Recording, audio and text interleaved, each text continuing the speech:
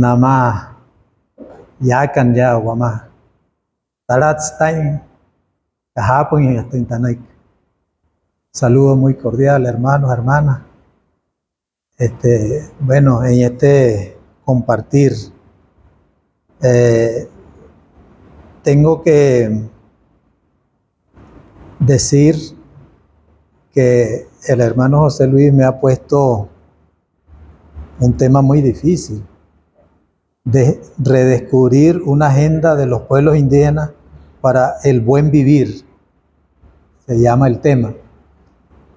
Y lo que acabamos de escuchar del doctor Luis Bello no es nada alentador, ¿no? Pero es la realidad, es la realidad. Por cierto, yo quisiera brevemente comentar esto que decía Luis de los grupos armados. Esto se ha generalizado especialmente en los ejes fronterizos. La Guajira, la Sierra de Perijá no escapa de estos grupos armados. Y lo que se puede afirmar, y que casi con certeza, de que estos grupos armados están bien apoyados desde las altas esferas de este gobierno. De eso no hay duda, de eso no hay duda. Solo que es tan difícil decir esto porque ya te sentirás amenazado, incluso desaparecido, ¿no? Yo estuve 3 años en convivencia en la población de Guarero, estuve con mi familia allá y fui testigo de estos grupos armados que aún están, solo que en el caso de La Guajira, el pueblo guayú está como acostumbrado a interactuar, a interrelacionarse con estos grupos prácticamente desde la presencia del conquistador español, europeo, ¿no? El pueblo guayú se ha enfrentado en condiciones de igualdad de armas desde ese inicio histórico de la colonia, ¿verdad?, hasta el presente. Entonces, también podemos decir que en estos momentos hay grupos armados guayú que están enfrentando a estos grupos que son externos, pues, y que son mantenidos desde lo afuera. Pero ese es otro tema. El tema de redescubrir una agenda de los pueblos indígenas para el buen vivir, tema difícil de construir por la complejidad que atraviesan los pueblos indígenas de Venezuela. Ya escuchamos el testimonio de Luis, ¿verdad? No voy a comentar mente. Para nosotros los guayú, el buen vivir, esto es en Guayúnaic, Aná Acuaipa. Aná Acuaipa. Ese es el término del buen vivir en guayú para nuestro pueblo. Es vivir la vida en completa armonía con nosotros mismos, con nuestra familia, con nuestra comunidad y nuestro entorno. Esto es la madre naturaleza, con todos los seres vivos que conviven con nosotros. Aná Acuaipa, el buen vivir es, por lo tanto, armonizar con todos, es relación, es respeto, es convivencia, es diálogo, es reciprocidad. Esto es la necesidad del uno con los otros. Y así, como mi pueblo guayú tiene esta manera, pues, de concebir el buen vivir, todos los pueblos indígenas del país la tienen. Esto no tenemos dudas, ¿sí? Comienzo comentando 2 anécdotas de 2 abuelos ancianos guayú que en una ocasión me encontré con ellos. La abuela Elvira, caracterizado siempre por el saludo guayú. Anaya Asetia, Anastaya. Chiaika Maihamuka. Ese es el saludo, ¿no? ¿Cómo estás? Ah, yo estoy muy bien, solo que la limitación es el hambre, el hambre. ¿Por qué? Lo que pasa que hay mucha hambre, ahí se jamó, decía la abuela, ¿no? Porque nos han cambiado nuestro régimen alimenticio, porque todo lo que nos rodea antes era nuestro alimento, y ella señalaba las plantas y todo lo que nos rodeaba en ese entonces. Lo cambiaron por el arroz, la pasta, la harina y todo lo que comen los aríjunas. Los aríjunas son los que no son indígenas, los que no son wayú, ¿verdad? La otra anécdota, el abuelo Simón, que me decía, en los inicios de este siglo, ahora sí es que estamos perdidos. Esas bolsas de comida que reparte este gobierno va a significar el abandono de nuestros conucos. Esto es el modo ancestral de producir nuestros propios alimentos. Para el wayú y en general para los pueblos indígenas, el abandono del conuco implica no solamente dejar de producir los alimentos, es también de dejar sembrar las plantas medicinales, que tiene que ver con lo que decía el doctor Bello en la parte sanitaria. Es también abandonar los momentos sagrados que se ejecutan alrededor de la siembra, ya sean momentos de agradecimiento a la madre naturaleza, a la madre tierra, por los beneficios obtenidos, o ya sean las invocaciones que deben hacerse para obtener la abundancia de las cosechas. En fin, el abandono del conuco es pérdida y significa el inicio de la dependencia del alimento, depender del alimento del aríjuna, las medicinas del aríjuna y incluso la religiosidad del aríjuna. Entonces nos preguntamos, ¿cuál debería ser la agenda para lograr el buen vivir de nuestros pueblos indígenas? Un primer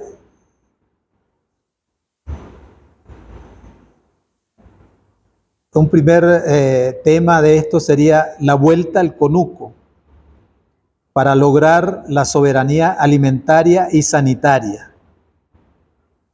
Esto es fundamental para que la abuela Elvira no siga diciendo que hay mucha hambre, porque alrededor del conuco nosotros mantenemos a la familia, nos mantenemos, incluso los excedentes los compartimos. Esto es, y realmente estas prácticas de repartir las bolsas a nivel nacional, lo que ha hecho es dependencia, lo que ha hecho es abandono de esta práctica tan ancestral y tan productiva y tan necesaria en estos momentos para el buen vivir. 2. Fortalecer la autonomía de nuestras organizaciones ancestrales y tradicionales, que han sido muy penetradas. El doctor Bello lo decía, penetradas por grupos externos, incluso por el mismo gobierno, donde se debe dejar a un lado los modelos de organización impuestos, llámese consejos comunales, comités locales de alimentación y producción, jefe de calle y otros tantos términos que hay por ahí, que lo que han hecho es deteriorar, dividir el liderazgo indígena en nuestras comunidades y en nuestros pueblos. Esta autonomía en el futuro pueden ser pequeños ensayos de autogobierno, incluyendo la administración de recursos propios para la producción de bienes, la educación, la administración de justicia y el bien colectivo. Ahí en la parte de la Guajira colombiana y en los pueblos indígenas de Colombia en general, se está haciendo estos ensayos, ¿no?, de autogobierno, de lograr una autonomía incluso en la parte administrativa, ¿no?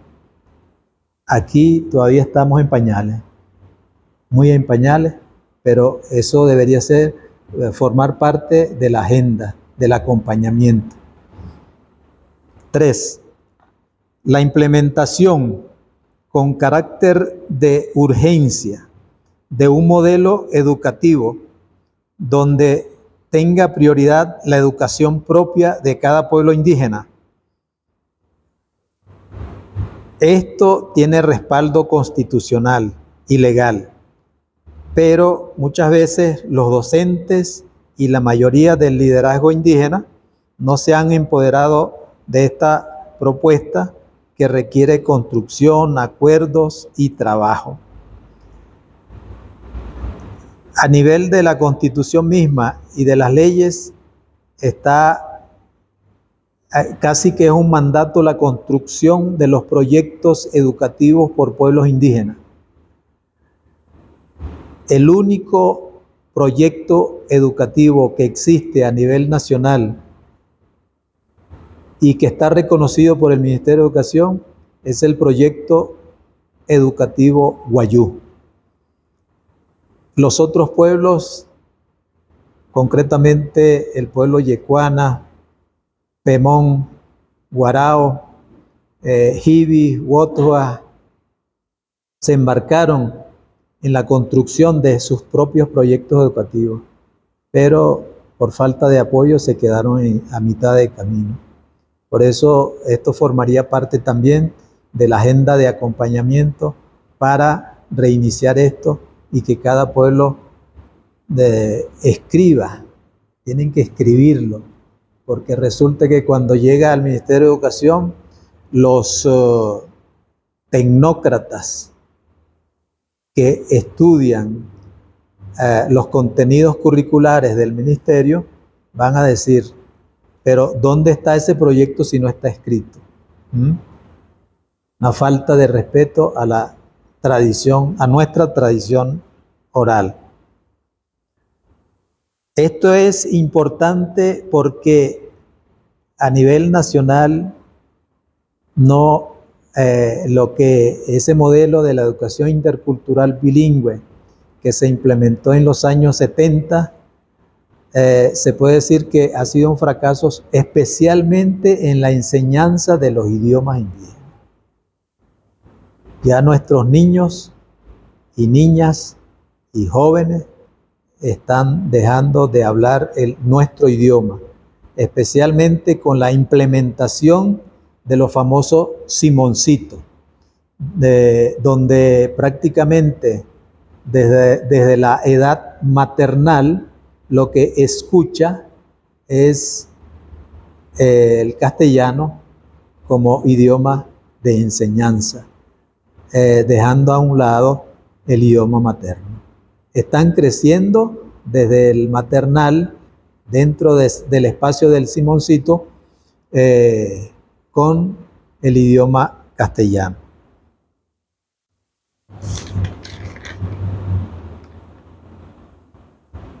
Cuatro, retomar y exigir la urgente demarcación de los territorios ancestrales. Esto de propósito, el gobierno de Maduro lo paralizó para hacer prácticamente lo que ha descrito el doctor Luis Bello. explorar la riqueza de las tierras ancestrales de los pueblos indígenas. Esta exigencia que debería formar parte de la agenda también tiene rango constitucional y legal. Hay una ley de demarcación, ustedes lo saben mejor que yo. Para los pueblos y comunidades indígenas es fundamental la demarcación para la autonomía y el control territorial, como muy bien lo decía el doctor Luis Bello, y el respeto especialmente a los sitios sagrados. 5. El respeto a la aplicación de los sistemas normativos indígenas para la administración de una justicia propia. Cada pueblo indígena tiene su sistema normativo ancestral, reconocido y aceptado por toda la comunidad.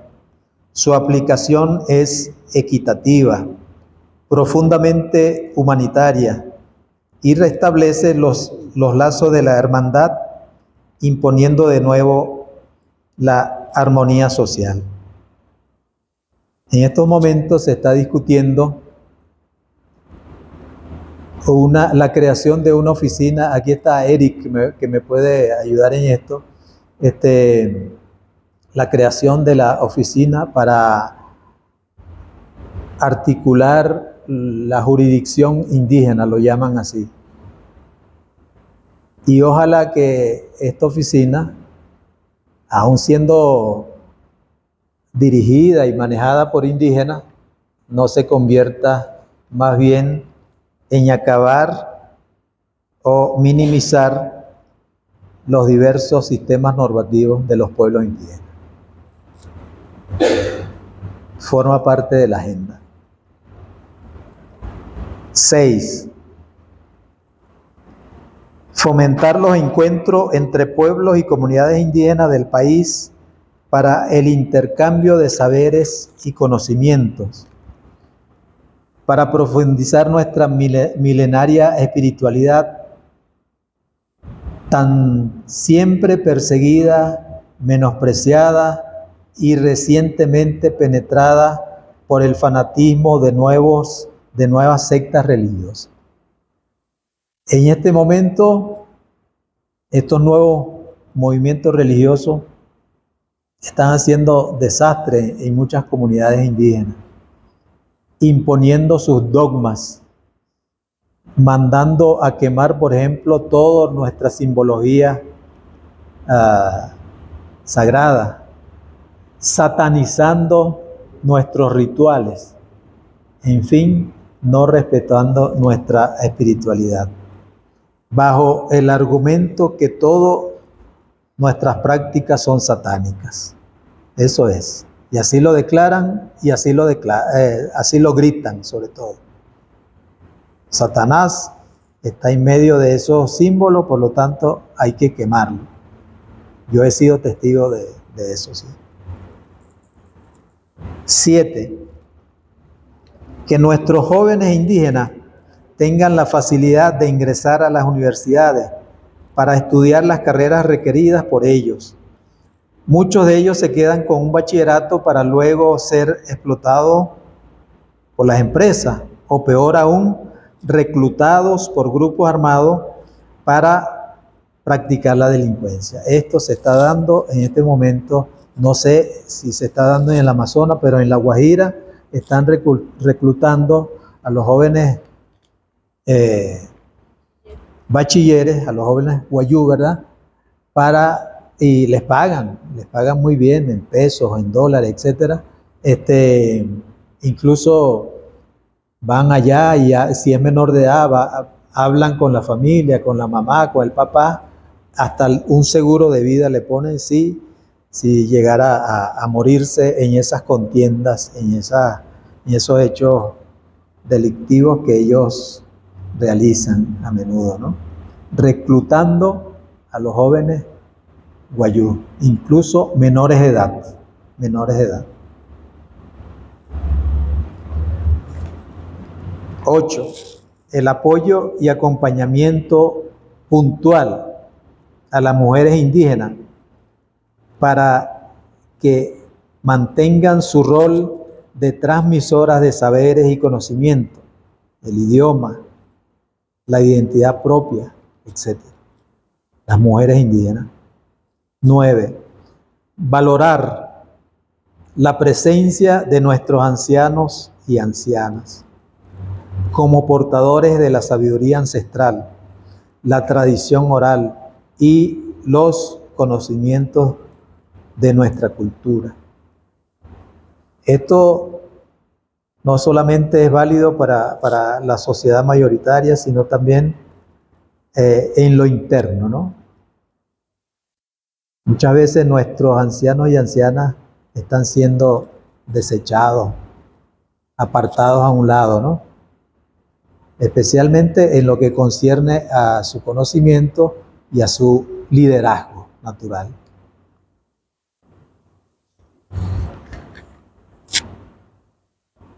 10. Crear espacios que contengan la documentación histórica, los estudios de los idiomas indígenas, los diccionarios, gramática, la espiritualidad, la narrativa, la poesía, la música y todo lo que tiene que ver con las culturas de los pueblos indígenas de Venezuela. Esos espacios deberían ser creados por lo menos cercanas a las comunidades indígenas o en las capitales de los estados con población indígena, para especialmente a nivel de documentación. Aquí la tecnología es muy importante en estos días. Recoger, por ejemplo, con estos teléfonos que llaman inteligentes, la rica tradición oral de nuestros pueblos, ¿no? Hay unos jóvenes colombianos, unos jóvenes wayú colombianos en la parte colombiana, que a través de, ¿cómo se llama? El famoso TikTok, ¿ves? Que están enseñando el wayúnaic, por ejemplo, ¿no? Frases muy cortas de saludo, bienvenida, etc. Y lo hacen muy bien, con una pronunciación y con la escritura correcta, ¿no? Y eso se hace a través de la tecnología de las redes sociales. Deberíamos aprovechar esto también en este acompañamiento. Bueno, finalmente no me voy a atrever estuve leyendo los documentos de la REPAN, aquí nuestra secretaria, coordinadora, bueno, mira, hay mucho material ahí, buenísimo, especialmente en lo que se refiere a la solidaridad y al acompañamiento pastoral con los pueblos indígenas. Es una visión. Y ahí está especialmente el documento del Papa, está ahí, pero realmente no me atrevo a comentarlo porque está la secretaria, seguramente lo va a comentar ella, ¿verdad? Eso es bellísimo, especialmente para ustedes pues que están, que son líderes en las diferentes estancias de la Iglesia Católica, ¿verdad? Una visión de acompañamiento, de respeto, como ha sido tradicionalmente. La Iglesia Católica, a través de las misiones, yo personalmente me declaro fruto de mi educación, mi formación, viene de ahí, de los misioneros capuchinos y de las misioneras lauritas. Estudié en esos espacios y bueno, estoy compartiendo con ustedes ahora y seguramente con esta nueva visión, con esta solidaridad pues de los documentos que hay en la REPAN y y el documento del Papa Francisco, la urgencia pues, del acompañamiento desde la solidaridad es muy importante en estos momentos. Muchas gracias.